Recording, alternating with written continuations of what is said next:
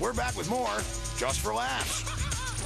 Well, you know what? I started doing stand-up, and I got involved with this thing called the Blue Collar Comedy Tour, which was Jeff Foxworthy, Bill Engvall, and Larry the Cable Idiot, and myself. And actually, some of the first cool things that happened for me in my career happened out of Montreal. That's not apple juice. Ron White.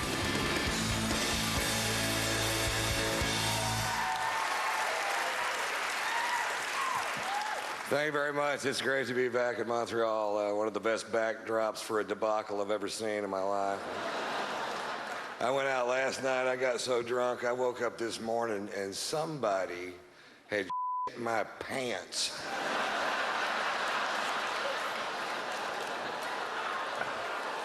I don't know who it was, but I know he eats corn.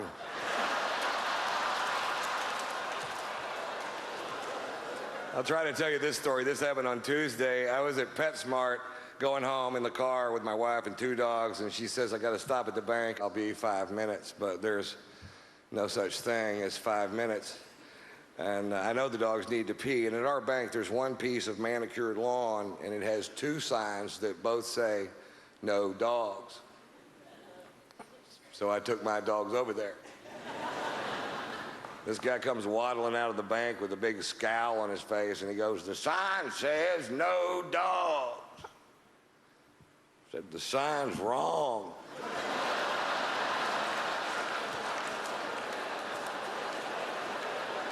Sign should say 2 dogs.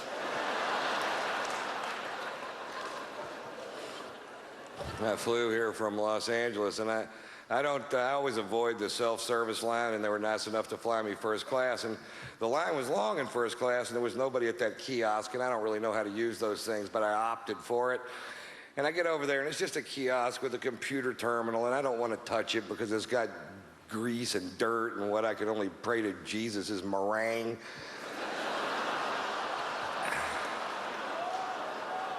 But it works pretty good. You swipe your card through there, and up pops a diagram of the plane, and it shows all the seats on the plane, and it shows which ones are occupied, so you can choose your own seat, and that's almost a great idea.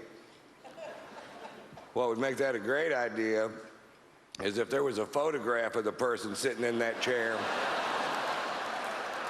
and about a 5-minute bio clip telling you a little bit about them and what their breath smells like. Because I picked my chair, and I'm in first class, and I walk into the cabin, and I see the guy next to me is this gigantic, huge, I know I'm heavy, but I'm not a gigantic, this is a 550-pound gigantic. Part of him is in my chair. And I don't know if it's part of him I can sit on. But I have a tip for the morbidly obese. Once you get to 550 pounds, stay home and go for the record.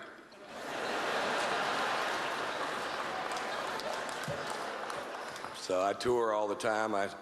I'm from the United States. I consider myself a patriot. I met my first wife during the Vietnam War. She's from this quaint little village outside of Phnom. I can never pronounce that word. Ottawa.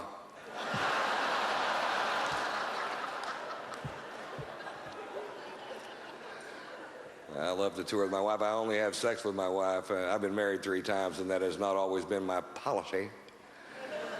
But I find a lot of comfort in having one sex partner because she knows what I like and I know what she won't do. And it turns out there's a list she won't do, and the first thing on the list is talk about the list. It's hard to figure out what to get her for her birthday. Last year I got her something with a cord. Not good. This year I got her breast implants, and I've never been a big fan of plastic surgery, but I got to admit I've had a lot of fun playing with these things. I haven't given them to her yet. I just keep them on my tour bus and just rub them in my face. And I'm glad they clean up easy. What? I'm just glad they're not made out of corduroy. That's all I'm saying. I'd have to have them Scotch guarded. I find it a little ironic that the product I use to keep from ruining my sofa should I spill my drink on it is actually called Scotch Guard. Sometimes things just work out perfect, don't they? Yeah, I'm looking for a product that's going to protect my sofa if I spill my scotch on it. What do you got? We've got Scotch Guard. Let's go with that. You got Vodka Guard? My wife, she's a very talented designer. We live in this gigantic house that you guys bought us. And she's really talented, but she can't go to sleep at night unless every single thing in this gigantic house is in the exact spot she meant for it to be. Now, before I married her, she told me she was anal, and I was like, great!